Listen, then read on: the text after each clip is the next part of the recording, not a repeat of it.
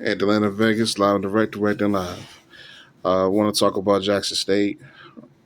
It's a lot of talk about their schedule.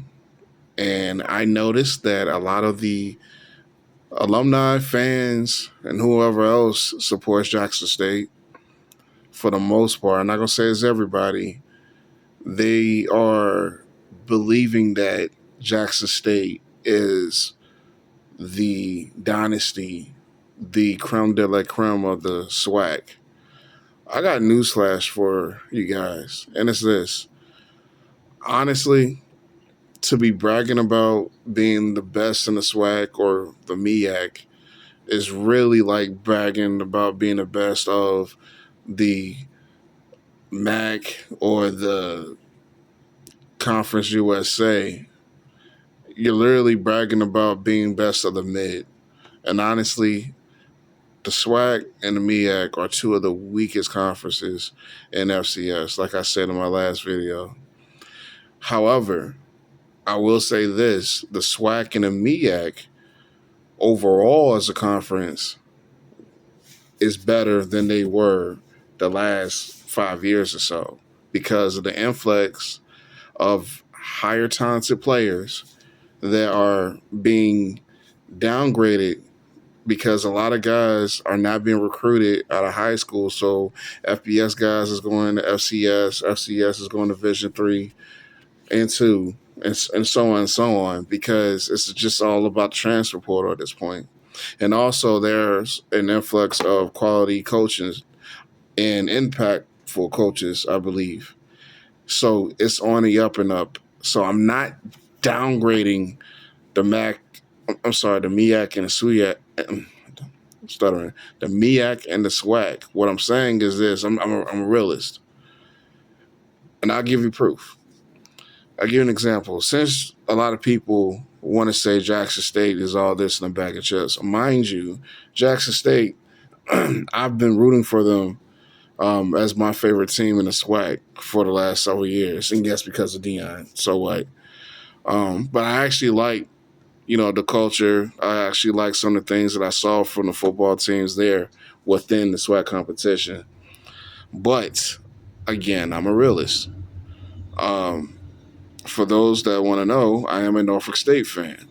That's where I went to school. Norfolk State was ass last year. Their football history is not great. So, me being a fan, I'm being honest. So, this is not me downgrading them. I'm just calling how I see it.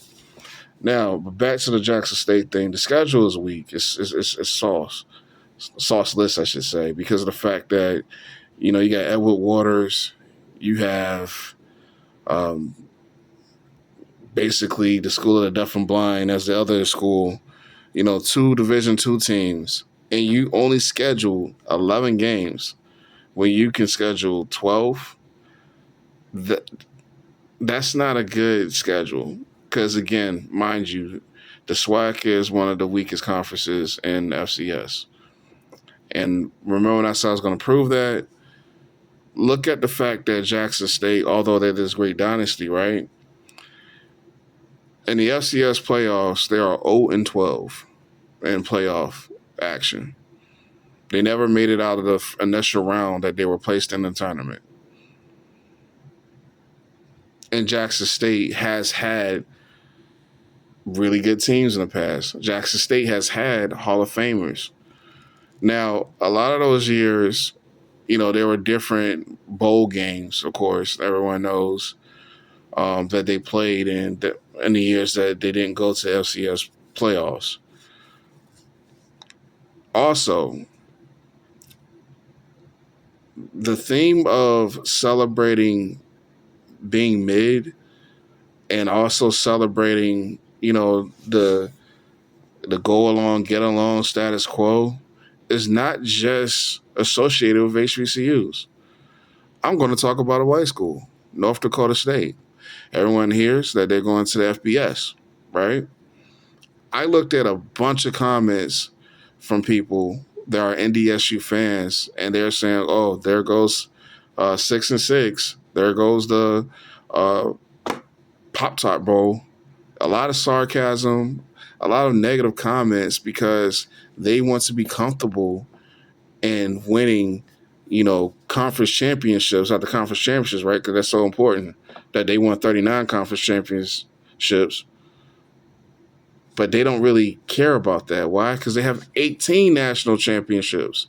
How many national championships, not by conference championships, do Jackson State have?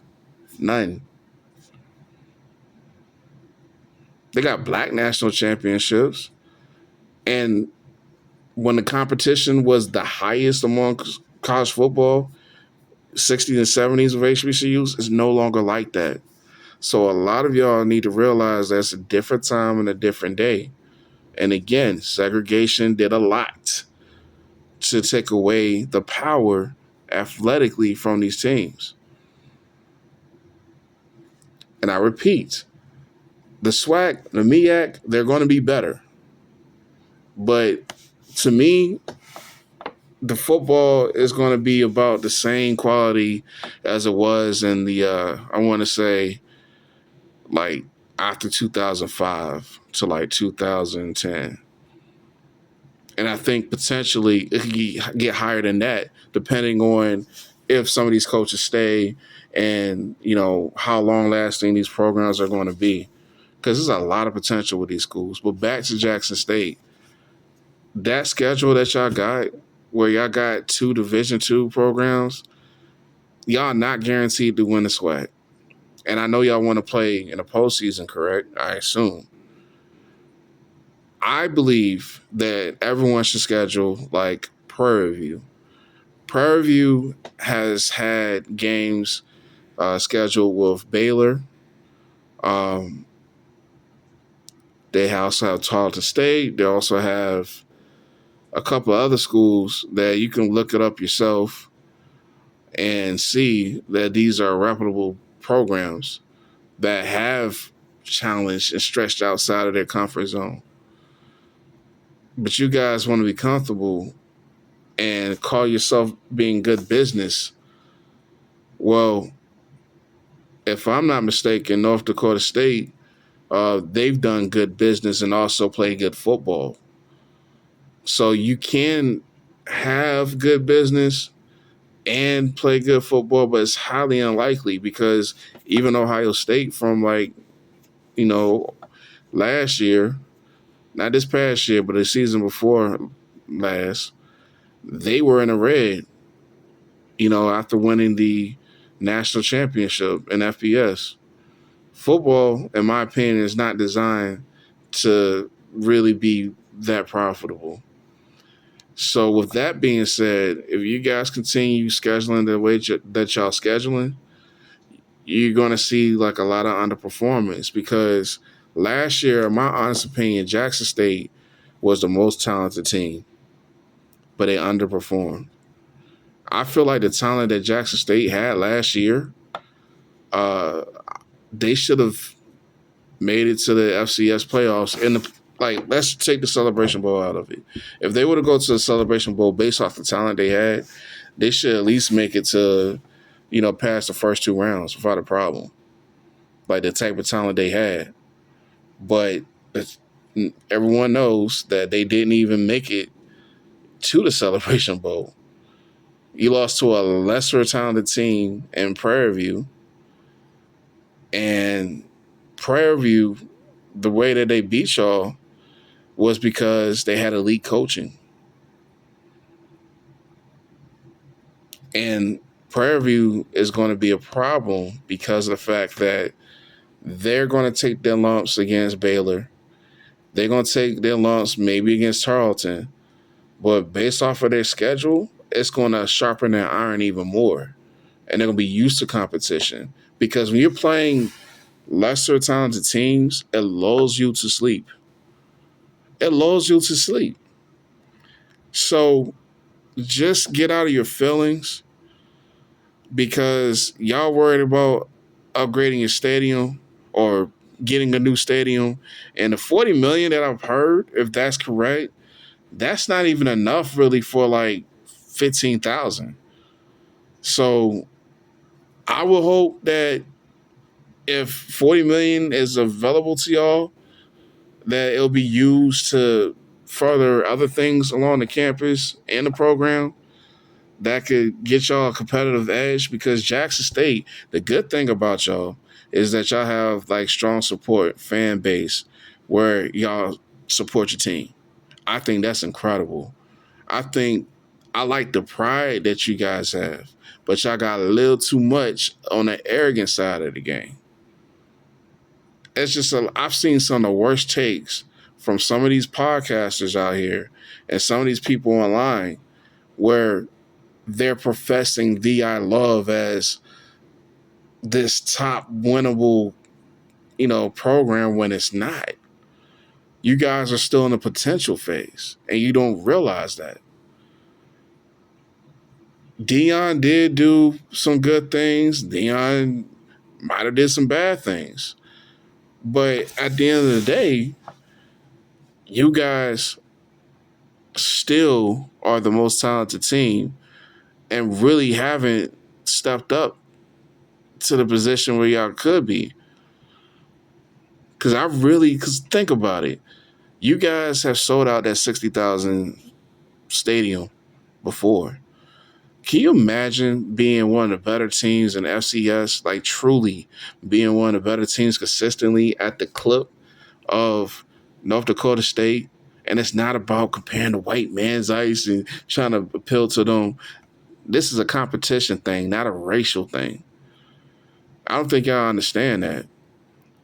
I'm really bigging up HBCUs, but I'm talking specifically about Jackson State. Can you imagine how much more support you guys would get across the nation? You already have a 60,000 seat stadium that I know that y'all could fill up at least 50,000 seats. So just imagine, like, let's say you guys play Southern Mississippi again. Now, realistically, I don't think they will go to the vet because some of them schools are real sketchy about going to smaller places. I can agree with you on that. But there's somebody out there in the FCS, that's like a playoff level team that I know will go to y'all. There's somebody that plays on the lower end of the FBS. A lot of different teams. You know what I'm saying, that will actually go down to the vet and play y'all. But just imagine being seen by a bigger audience just nationwide of you guys beating teams from across the nation, because now you're not just recruiting in the Southeast. Now you got legitimate chances to recruit across the nation, Southwest, because they seen you beat Eastern Washington. They seen you beat North Dakota or South Dakota State or Youngstown. They seen you go and beat the Citadel. You get what I'm saying? Like, they seen you go in these different places and dominate. So that brings you even better type of players. Remember, there's a lot of FBS guys that are playing FCS because of the transfer portal, because everyone's going to try to copy what Indiana is doing and get like experienced players. So there's going to be a lot of like underlooked players available, and you're vouching. I'm sorry, not vouching, vying for those guys. And then too, what people don't always talk about, and it's not just with JSU, but I've been to both PWI and HBCU. I know for a fact that HBCUs typically their rules are very outdated. This is stricter. It's not really conducive for a young person to behave like a young person, without feeling like they're a child. And if you got more freedom, now I'm not saying there shouldn't be any rules or restrictions. What I'm saying is some of these rules are outdated. I'm not going to name specific schools out there, but for those that know. And this is before we get to like the location of the schools.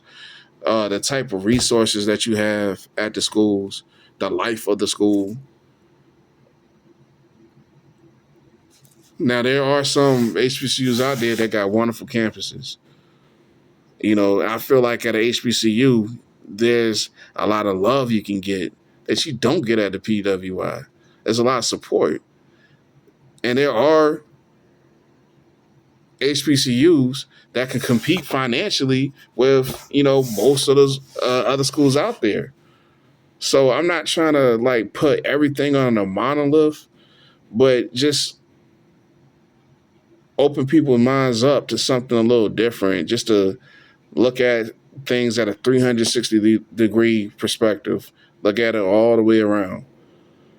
Because at the end of the day, I think you guys should be scheduling better because it can create so much more. And I know for a fact that you guys haven't been selling the best at y'all stadium. Like, who really wants to see Tuskegee? No offense. Like, do you know how lit it would be if you brought a team? I'm just using an example. Let's say, like maybe whoever the conference champion for, the Conference USA, whoever that is. You know what I'm saying? Like, if they come and visit y'all and you beat them at home, or one of the FCS powers and you beat them at home. And granted, I understand it's kind of funny trying to schedule those guys, but I'm just saying, like, just think outside the box. I'm not saying everything that I'm saying is right. It's just my opinion. I just want to share with everybody. So, if anybody, has like any other ideas, feel free to, to ask away or comment.